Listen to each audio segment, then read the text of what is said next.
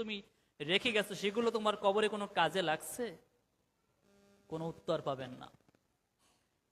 ওই কবরে যে কি হচ্ছে তা নিজেও সে জানে না। কবর জিনিসটাকে আগে বুঝতে হবে। মানুষ এখন মরে যাওয়ার পরে সে যদি পানিতে ডুবে মরে, সে যদি বিমান দুর্ঘটনায় মরে, সে যদি আগুনে পুড়ে মরে, কয়লা ছাই হয়ে যায়, এই মরণটা এই যখনই হলো, এই মরা থেকে একেবারে ওই কিয়ামত হাসরের ময়দান ওঠার আগ পর্যন্ত সময়টাই হলো কবর। এখন মানুষটাকে আপনি মাটির নিচে ঢুকালেন আর নাই ঢুকান, কিন্তু এখন যখনই মরেছে এই মরার ওই হাসরের ময়দান ওঠার আগ পর্যন্ত সময়টাকে কি বলে বলেন? কবর, বারজাখী জীবন, কবরের জীবন।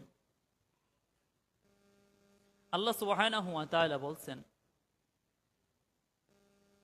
আল্লাযী খলাকাল মাউত ওয়াল হায়াতা লিয়াবলুয়াকুম আইয়ুকুম আহসানু আমালা। সূরা মুলকে 2 নম্বর আয়াত আল্লাহ তাআলা বলছেন, আল্লাযী খলাকাল মাউতা, আমি সৃষ্টি করেছি মৃত্যু, ওয়াল হায়াতা জীবন, লিয়াবলুয়াকুম তোমাদেরকে পরীক্ষা করব, আইয়ুকুম তোমাদের মধ্যে কে সেরা, আইয়ুকুম আহসানু আমালা তোমাদের মধ্যে আমলগত দিক থেকে কে সেরা সেটা আমি যাচাই বাছাই করব। জীবন এবং মৃত্যু। এখন মানুষটা যদি নেককার হয় সে তার স্থান দেখতে পাবে, আর বদকার হলেও সে তার স্থান দেখতে পাবে, চিৎকার করবে। যে ভালো সে চিৎকার করবে, আমাকে আমার সঠিক স্থান, আমাকে আমার যে স্থান দেখানো হয়েছে সেখানে তোমরা নিয়ে যাও দ্রুত। আর বদকার সে চিৎকার করবে, আমাকে ওখানে নিও না।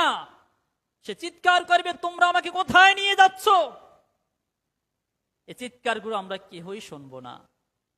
যখন মানুষটিকে কবরে রাখা হবে, কবরে রাখার পরে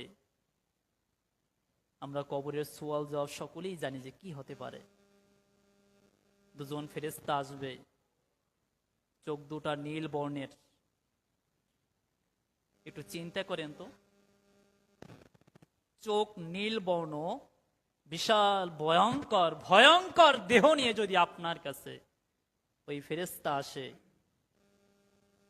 যেই কবরের ভিতরে কোনো আলো নেই, কবর জায়গাটা অন্ধকার, কোনো আলো ওখানে আপনি পাবেন না, সেই জায়গায় যদি একজন ভয়ঙ্কর ভয়ঙ্কর দৃশ্যে দুজন ফেরেশতা আসে, যার চোখ দুটা নীল বর্ণের, কেউ নেই আপনার আশপাশে, এসে আপনাকে জিজ্ঞেস করে মান রব্বুকা, যদি আপনি সঠিক হয়ে থাকেন উত্তর কি করবেন? রব্বি আল্লাহ। আরবি জানেন না জানেন?